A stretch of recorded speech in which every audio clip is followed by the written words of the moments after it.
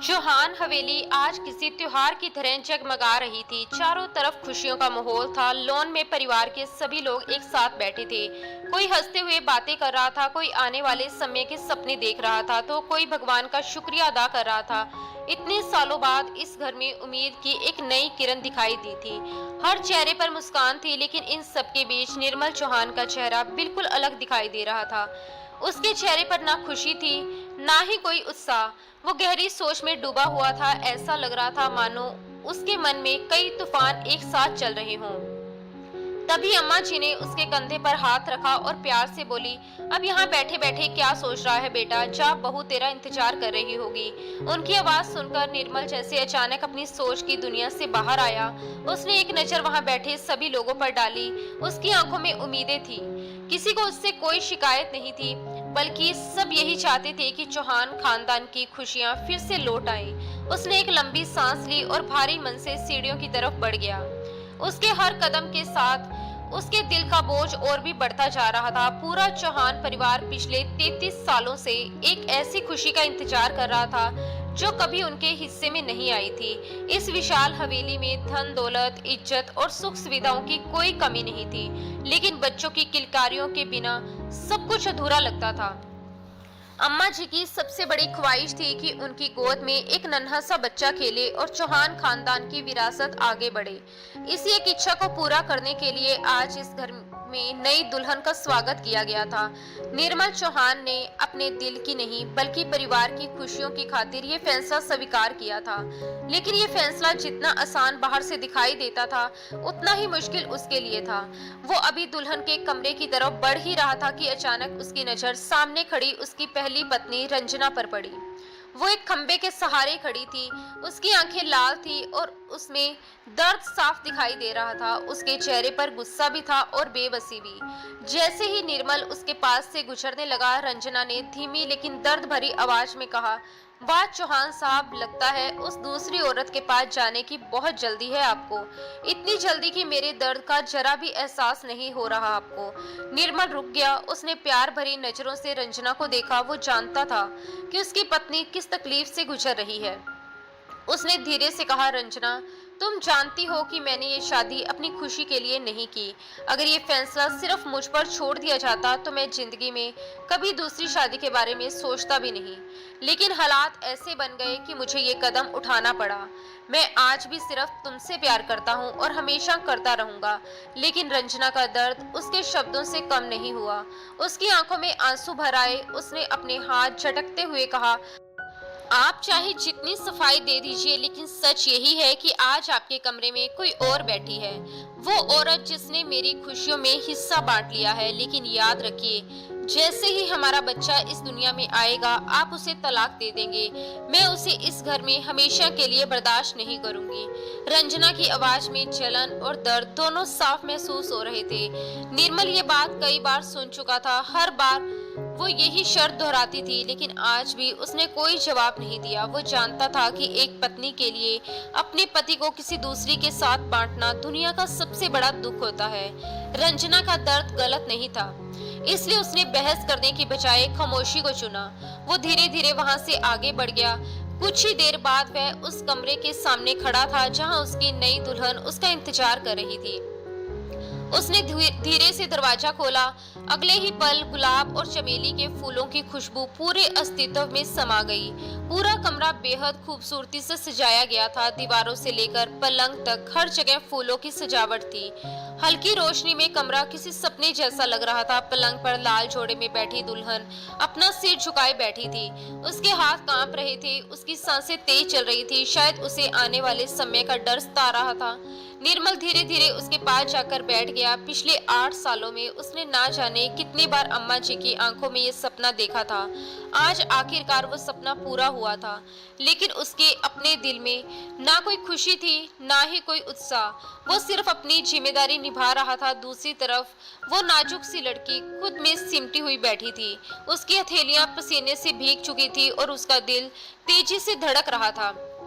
कुछ पल दोनों के बीच खामोशी छाई रही। कमरे में सिर्फ फूलों की खुशबू और घड़ी की टिक टिक सुनाई दे रही थी। निर्मल के मन में एक अजीब सा सवाल उठा। जब उसके माँ बाप ने पैसे लेकर ये रिश्ता तय किया था, तो फिर इस लड़की की आंखों में इतना डर क्यों है? ये सोचते हुए उसने धीरे से हाथ बढ़ाया और एक झटके में दुल्हन का घूंघट हटा दिया था। और उसे देखकर वो एक पल को हैरान रह गया। गुलाब की पंखुड़ियों जैसी नाजुक होठ, गोरी बेदाग रंगत और दिलकश खूबसूरती, मानो हुस्न का संगम हो। छोटी सी सीधी नाक जिस पर चमकता छोटा सा मोती उसकी सुंदरता को और भी बढ़ा रहा था। निर्मल चौहान करीब 34 साल का लंबा, मजबूत और बेहद आकर्षक व्यक्तित्व वाला आदमी था, लेकिन लाल जोड़े में सिमटी हुई वो लड़की मुश्किल से 19 या 20 साल की लग रही थी। उसकी मासूमियत और चेहरे पर साफ झलकता डर देखकर निर्मल के मन में बेचैनी बढ़ती जा रही थी। उसने तो दूसरी शादी के लिए सिर्फ इसी शर्त पर हामी भरी थी कि वो किसी तलाकशुदा या विधवा औरत से ही शादी करेगा, क्योंकि वो किसी मासूम या और कुंवारी लड़की की जिंदगी को अपने अधूरे सपनों की कीमत पर बर्बाद नहीं करना चाहता था। उसके लिए शादी सिर्फ परिवार की खुशी और औलाद की ख्वाहिश तक सीमित थी। लेकिन सामने बैठी इस लड़की को देखकर उसे लग रहा था जैसे उससे कोई बहुत बड़ी गलती हो गई हो। लड़की का कांपता हुआ शरीर और झुकी हुई निगाहें साफ बता रही थी कि वो इस रिश्ते और इस माहौल से बिल्कुल अनजान थी। निर्मल के दिल में उसके लिए हमदर्दी पैदा होने लगी। उसने अपने गुस्से को दबाते हुए खुद को शांत किया और फिर धीमी और नरम आवाज में बोला, घबराओ मत, मैं कोई ऐसा इंसान नहीं हूँ जिससे तुम्हें डरने की जरूरत पड़े, आराम से रहो। उसकी भारी आवाज सुनकर सिर झुकाए बैठी नैना ने बड़ी मुश्किल से अपनी नजरें थोड़ी ऊपर उठाई। उसकी आंखों में घबराहट साफ दिखाई दे रही थी। जैसे ही निर्मल ने उसके हाथों को अपने हाथों में लिया, वो और भी ज्यादा सहम गई। उसकी हालत देखकर निर्मल को एहसास हुआ कि शायद ये सब उसके लिए बहुत ही नया और डराने वाला है। इसलिए उसने प्यार और नरमी से कहा, ऐसा करो, पहले ये भारी कपड़े बदल लो। शायद इस लहंगे और इतने सारे गहनों की वजह से तुम्हें और परेशानी हो रही है। आरामदायक कपड़े पहन लोगी तो अच्छा महसूस होगा। उसकी आवाज में किसी तरह का दबाव नहीं था, बल्कि अपनापन और समझदारी थी। नैना ने बिना कुछ कहे हल्के से सिर हिलाया और अपने भारी लहंगे को संभालते हुए धीरे धीरे ड्रेसिंग रूम की तरफ चली गई। उसके जाते ही निर्मल के मन में कई सवाल उठने लगे। उसे अपनी अम्मा जी पर गुस्सा आने लगा। आखिर उन्होंने अपनी एक ख्वाहिश को पूरा करने के लिए इतनी छोटी और मासूम लड़की की जिंदगी को उसके साथ क्यों जोड़ दिया था? वो खुद को दोषी महसूस कर रहा था। उसे लग रहा था जैसे वो किसी ऐसे रिश्ते का हिस्सा बन गया है जिसे निभाने के लिए दोनों में से कोई भी पूरी तरह तैयार नहीं था। वो गहरी सोच में डूबा हुआ था। उधर कुछ देर बाद नैना बाहर आई। उसने वही हल्के और आरामदायक कपड़े पहन रखे थे जो वॉशरूम में पहले से रखे हुए थे। ये सब इंतजाम निर्मल की छोटी बहन पल्लवी ने किया था। पल्लवी आज बेहद खुश थी। पिछले 8 सालों से वो अपने भाई के घर बच्चे की किलकारी सुनने का सपना देख रही थी। वो हमेशा सोचती थी कि आखिर वो दिन कब आएगा जब कोई उसे बुआ कहकर पुकारेगा। आज उसे लग रहा था कि शायद उसकी ये इच्छा भी पूरी होने वाली है। चौहान हवेली के लगभग हर सदस्य के दिल में यही उम्मीद थी कि अब इस घर की सुनी दीवारों में फिर से बच्चे की हंसी गूंजेगी। लेकिन इन खुशियों के बीच निर्मल के मन में अजीब सी उलझन थी। वो उस लड़की के साथ रिश्ता बनाने के बारे में सोचकर खुद को सहज महसूस नहीं कर पा रहा था, क्योंकि दोनों की उम्र में बहुत फर्क था। उसे लग रहा था कि अगर उसकी जगह कोई समझदार और जिंदगी के उतार चढ़ाव देख चुकी औरत होती तो शायद हालात इतने मुश्किल न होते। लेकिन नैना ने तो अब तक एक बार भी खुलकर उसकी तरफ नहीं देखा था।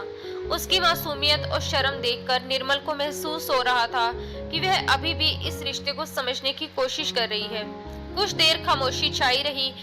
फिर निर्मल ने धीरे से कहा, मैं चाहता तो तुम्हें थोड़ा समय दे सकता था ताकि तुम इन सब बातों को समझ सको और खुद को इस नए माहौल के लिए तैयार कर सको। लेकिन घर वालों को बहुत जल्दी है। अम्मा जी सालों से इसी दिन का इंतजार कर रही थी और मेरी पहली पत्नी भी अब और इंतजार नहीं करना चाहती। उसकी बात सुनकर नैना क्या कहती, उसके पास शायद कोई जवाब था ही नहीं। वह चुपचाप सिर झुकाए खड़ी रही। कमरे में अजीब सी खामोशी फैल गई। दोनों के बीच नई अनकहे सवाल थे और इन सवालों का जवाब किसी के पास नहीं था। निर्मल ने एक गहरी सांस ली और कमरे की लाइट बंद कर दी और वह अंधेरे में उसके करीब आ गया और अपने हाथों से धीरे धीरे उसे महसूस करने लगा।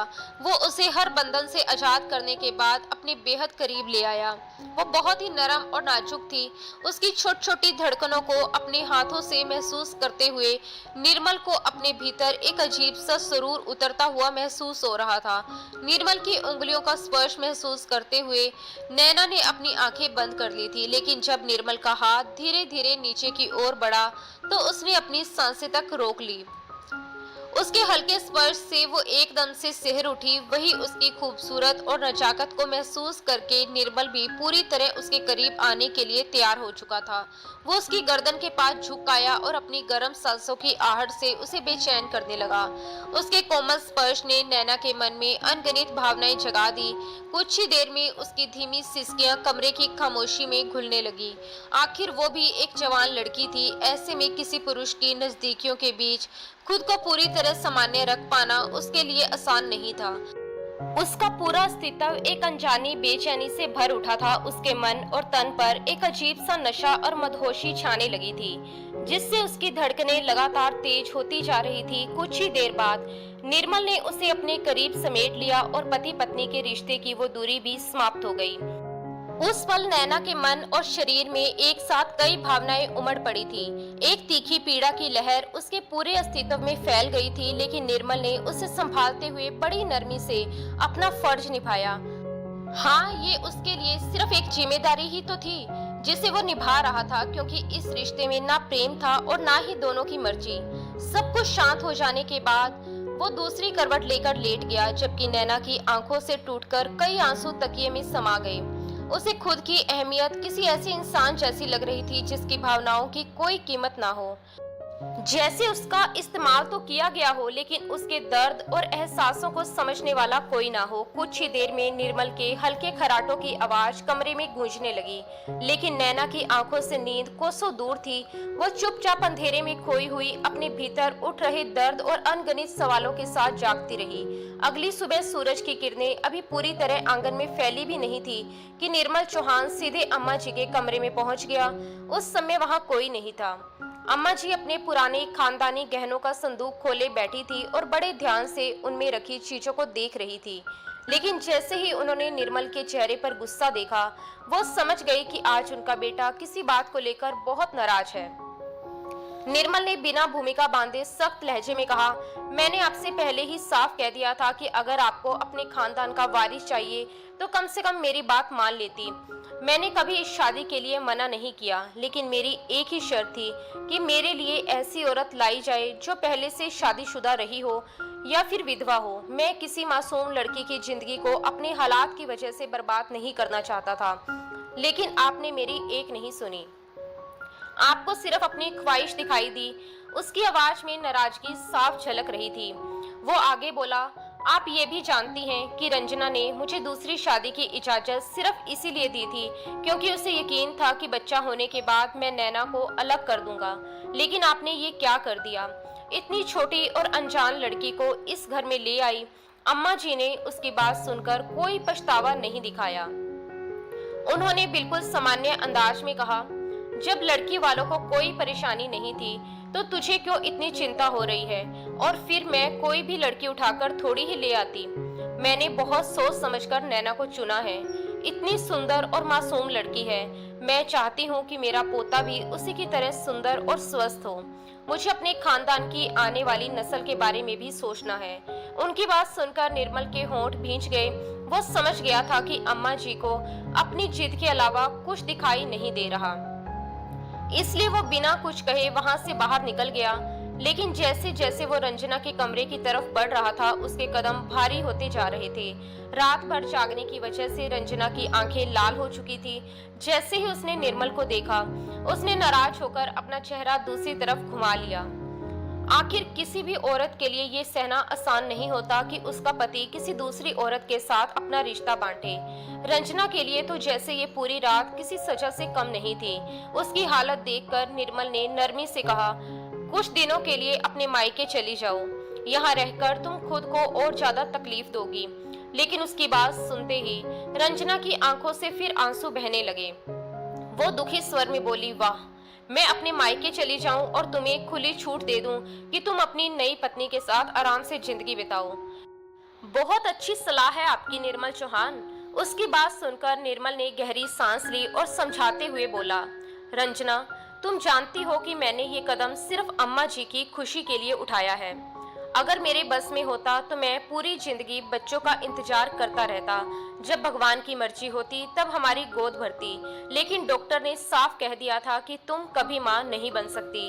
अब जो सच है उसे हमें स्वीकार करना ही होगा, लेकिन इसका मतलब ये नहीं कि मेरे दिल में तुम्हारी जगह कम हो गई है। मैं आज भी तुमसे उतना ही प्यार करता हूँ जितना पहले करता था। फिर माहौल हल्का करने के लिए उसने मुस्कुराकर कहा, चलो कहीं बाहर चलते हैं, थोड़ा घूमते हैं और तुम्हारी पसंद की शॉपिंग भी करवा दूंगा। उसकी बात सुनते ही रंजना के